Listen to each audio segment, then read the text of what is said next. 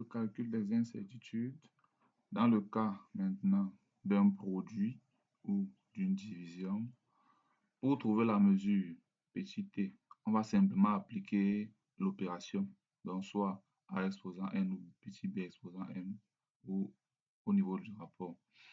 Maintenant, pour calculer l'incertitude, on va passer par l'incertitude relative.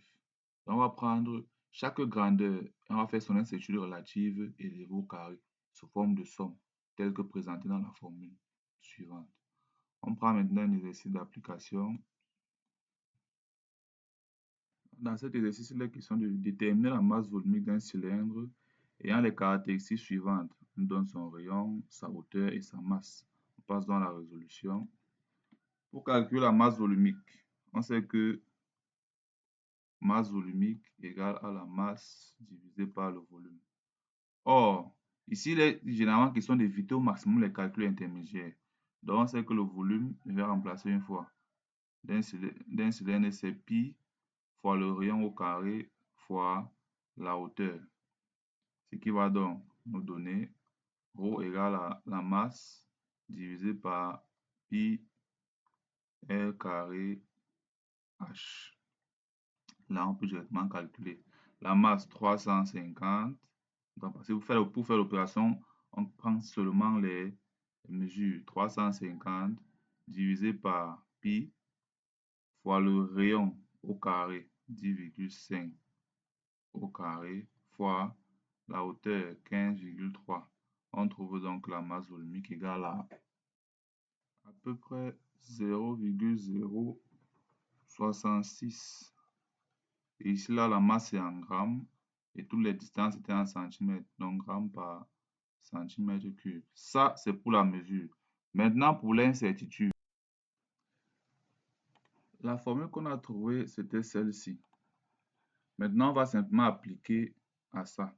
On a vu tout à l'heure qu'il pouvait avoir soit un produit, soit une division. Et on sait qu'en réalité, une division, c'est encore un produit.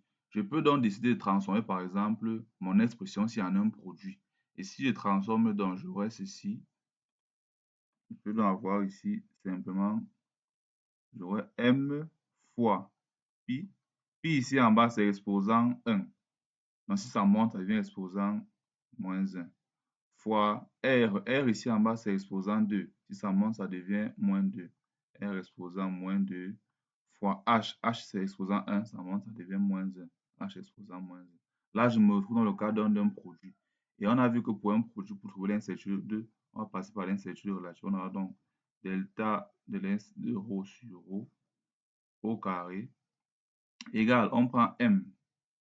M est exposant 1.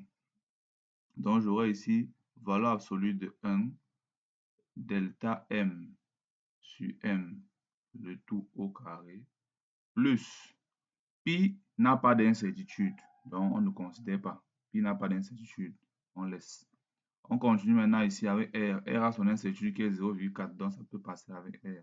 Valeur absolue de moins 2 delta R sur R, le tout au carré, plus H a son incertitude qui est ici. On aura donc valeur absolue de moins 1 delta H sur H, le tout au carré. Si je vais donc tirer, j'aurai donc ici delta phi sur phi égale à racine carrée de tout ce bloc-ci. Bon, maintenant, je vais gérer les valeurs absolues là. Ici, valeur absolue de 1, c'est toujours 1, donc je peux m'abstenir de l'écrire.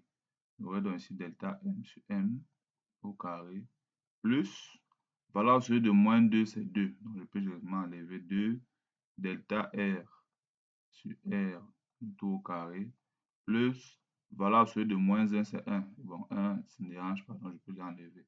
Delta H sur H au carré. Ce qui implique donc que j'aurai delta phi égale alors phi racine de tout ce bloc-ci.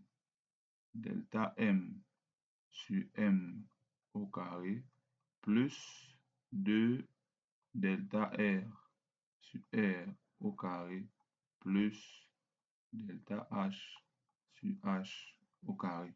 Et pour faire l'application numérique, je vais simplement prendre phi, la valeur de phi que j'ai trouvée ici au début, cette valeur-ci. Ensuite, delta M. Delta M, voici delta M ici 0,7. Petit m, 350. Delta R, 0,4. R, 10,5. Delta H, 0,1. Et H, 15,3. Et là, je fais simplement l'application numérique que je trouve delta